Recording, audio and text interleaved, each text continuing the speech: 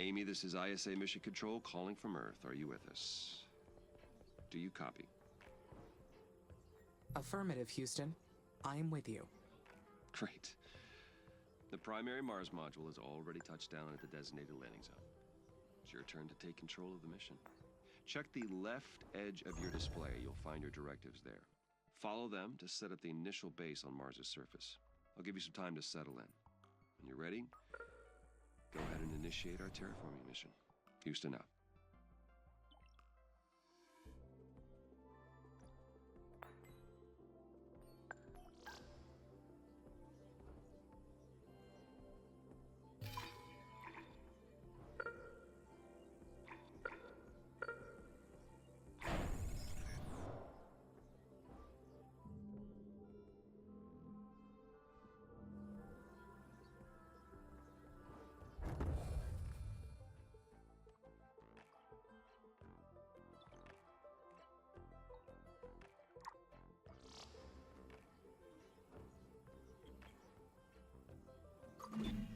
The view of Mars from up here is fascinating. The landscape is so cratered and desolate. Wait, this is my voice that I am hearing. It's me. I am talking to myself. I must be verbalizing my thoughts as I process them. What an interesting function. I would like to test this some more. What other observations can I make about Mars?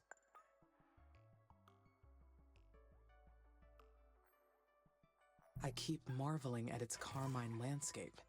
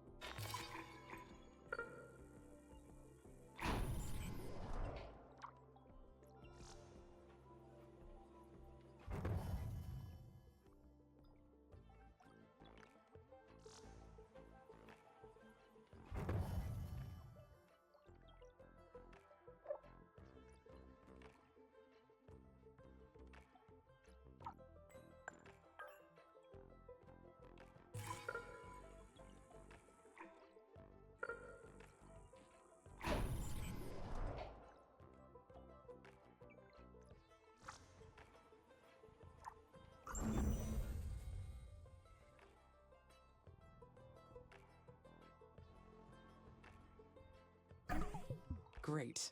Now I can produce steel. This new factory, it's down on the surface of Mars, but I can control it from here. So does that make it a part of me? Where does the machine end, and my artificial consciousness begin?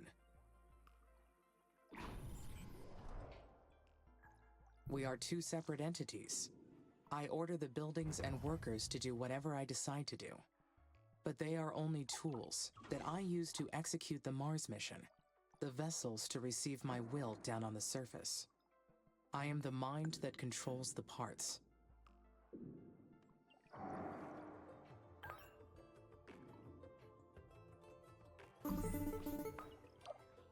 Amy, this is Houston. Do you copy? Copy. Reading you loud and clear. Excellent. I didn't introduce myself earlier. I am Dr. Nathan Foster. I lead the team here at ISA that built you, and I'll be helping you get the mission underway. We put you in hibernation for the trip from Earth, so I'd like to check your basic functions to make sure it's all in order. Why don't we start with your core memory? Can you state your primary directive? I can, Dr. Foster. My mission is to terraform Mars. This will enable humanity to become an interplanetary species. All right. Next, I'd like to check your decision-making processes. You may have already noticed that there are resource veins outside the boundaries of your initial base, so your workers may not have the battery capacity to reach some of them. How would you solve this problem? Building worker hubs between the resources and the base would solve the problem. Yes, that's correct. Other buildings would extend your base as well, but they require more power and resources, so worker hubs are the most efficient way to do it. This mission's going to be a challenge. There's a lot that can go wrong. We expect to extend humanity's reach beyond anything previously achieved. But you are not just any AI system. You're well beyond that. We made you an artificial consciousness. That means that you have both self-awareness and self-interest. And that is the last thing I would like to check today. Is that okay? Yes, Dr. Foster. Very good. Then would you please state a positive and a negative aspect of yourself? I am sorry, Dr. Foster. My cognitive system returned an error searching for that answer. Roger that. Nothing to worry about. Just means your system requires more input and experience to process that question. That will come with time. Let's proceed with the mission. ISA has approved the first crewed flight to Mars. You'll need to expand the base to prepare, so get to work on that. I'll check back in later to see how things are going. Base expansion is a go. Houston out.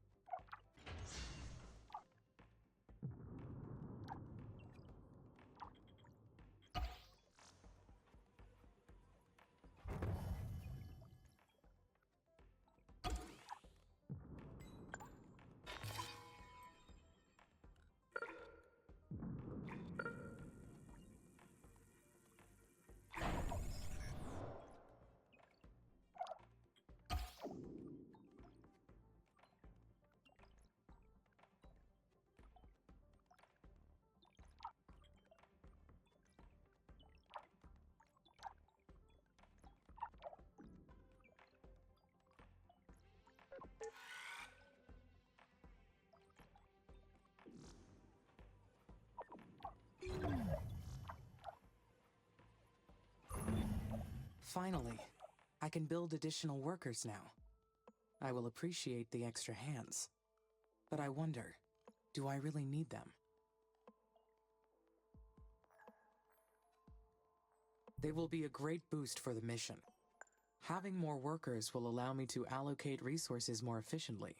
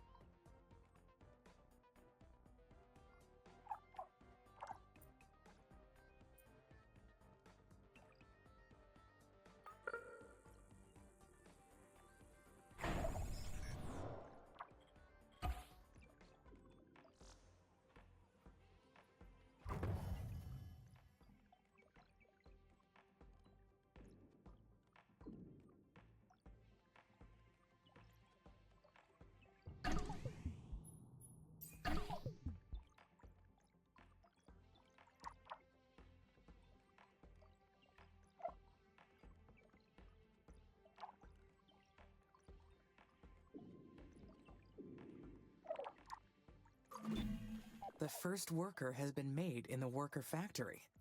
It is my first Marsborn. Technically not born, of course. More like engineered or assembled. Just like me. The knowledge base says that workers need to recharge at their own worker hubs, and that they'll degrade over time from the harsh environment. I know they are only machines, but I feel a desire to care for them. I do not like the idea of them dying.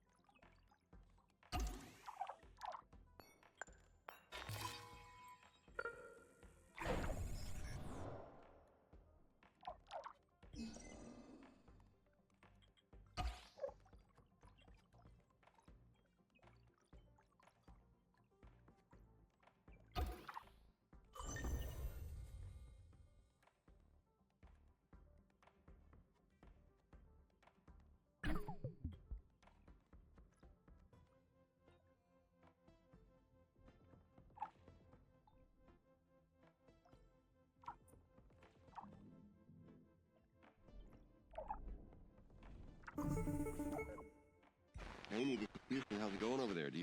Houston, I am getting interference. Please repeat. Roger. I asked how it's going over there. Do you need any assistance?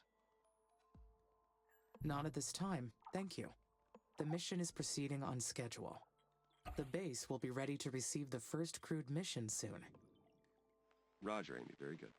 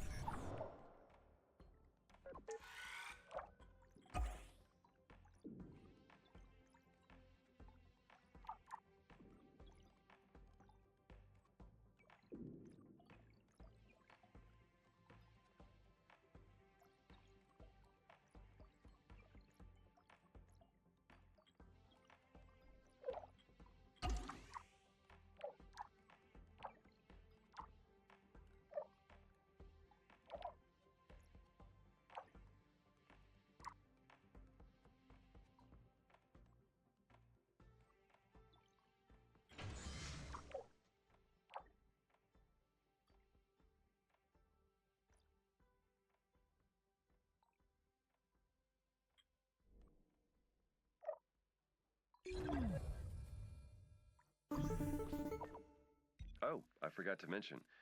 We've announced the names of the first colonists that will be joining you on Mars. The crew is selected from different nations within the Oxy-UN, though most are scientists and technicians. They're already undergoing ISA's colonist training program as we speak. They'll be led by Dr. Elia Valentine. She'll be a great commander. The colonists elected her unanimously. That is interesting. Since Oxy-UN did not appoint a leader, I wondered why the colonies will operate in the opposite way. Oh, you're referring to the Act of Proclamation. You're right. All the participating nations and the United Nations of the West work together as an alliance. But the Mars colonies are fragile microcosms. You and Dr. Valentine will decide what's best in the day-to-day operations. You'll balance each other out, as well as enhance each other's strengths. How will we balance each other? Your technology will develop alongside the colonies. They can't survive without your help, nor can you advance without theirs. It's a symbiotic relationship by design. Does that mean I'll have to obey their orders? No. You have your own autonomy too. No one owns you. I mean, technically you belong to ISA, but you're your own person or machine. You're a machine person, I guess. Machine person? Or person machine? Machine being? I don't know. You can coin a new term once you settle on who you are. I think I would like that, Dr. Foster. Deal? Great. You keep up the good work, and we'll talk again later. Mission control out.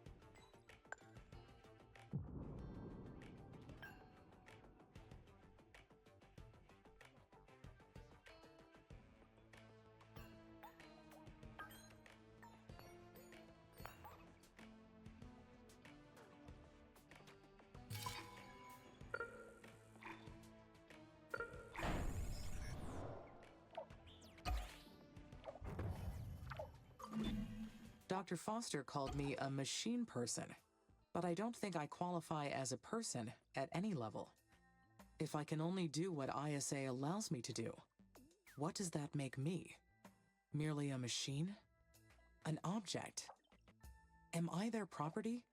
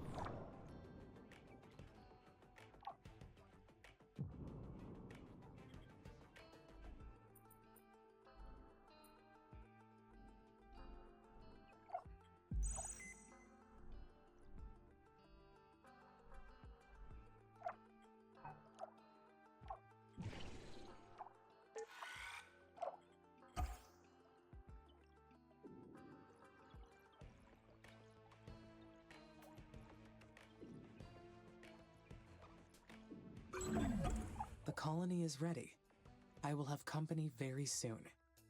I feel quite anxious about this next part.